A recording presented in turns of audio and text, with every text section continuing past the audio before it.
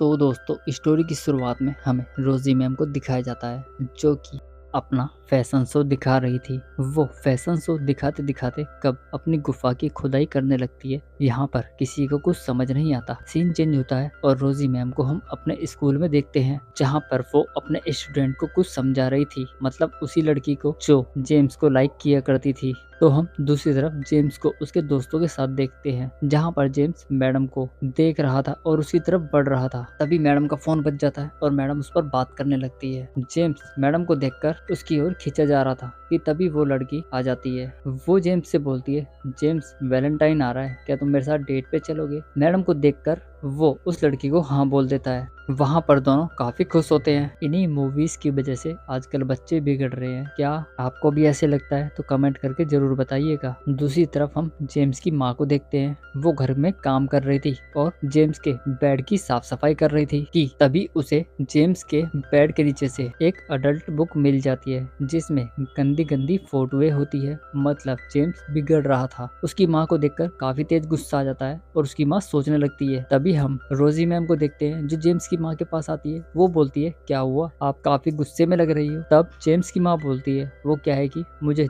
James पर गुस्सा आ रहा है और वो आजकल पढ़ाई भी नहीं कर रहा। तभी जेम्स की माँ बुक पीछे छुपा लेती है लेकिन रोजी देख लेती है और बोलती है, आप मुझे बुक दिखाइए, मैं भी तो देख क्या सोचता समझता है लड़का। जिसके बाद रोजी मैम उसकी वो अडल्ट बुक देख लेती है जिसमें वो गंदी पिक्चर होती है। अब रोजी मैम जेम्स को समझाने की बजाय उसके माँ बाप को ही समझाने लगती है। वो बोलती है, ये तो कॉमन सी बात है, आप इसमें टेंशन क्यों ले रहे हो? लेकिन मैं आपकी फीलिंग्स की कदर करती हूँ, आपको बुरा लगता है। मैं तो बस आपसे यही कहूंगी कि आप लोग उसके साथ बैठकर खुलकर बात कीजिए ताकि वो आपको समझ सके और आप उसे समझ सको। मिस्टर फर्नांडिस, आपको अपने बेटे को समझाना होगा उसके साथ बात करके। अगर आपको अच्छा नहीं लगता तो आप मुझे बताइए, मैं उससे बात करती हूँ, फिर देखते हैं क्या सोल्यूशन निकलता है। वहीं हम जेम्स को देखते हैं। वो अपने दोस्तों के साथ रोजी मैम के पास पढ़ने के लिए पहुंच जाता है और रोजी मैम पढ़ाने लगती हैं। तभी वो बोलती है, क्लास ओवर हो गई। जिसके बाद मैडम उनके सामने वाइन और सिगरेट पीने लगती है जो कि स्वास्थ्य के लिए हानिकारक होती है, ऐसा करना नहीं चाहिए। जिसके बाद वो उन सबसे बोलती है, मुझे पता है तुम्हारी क्या इंटेंशन है, तुम यहाँ क्या करने आते हो, पढ़ाई तो मतलब ही नहीं है, तुम क्या देखने आते हो, मैं सब जानती हूँ। जिसके बाद जेम्स काफी डर जाता है। मैडम बोलती है, पूछो, आज जो तुम्हें पूछना है मैं आप तुम्हें सब बताऊंगी, तुम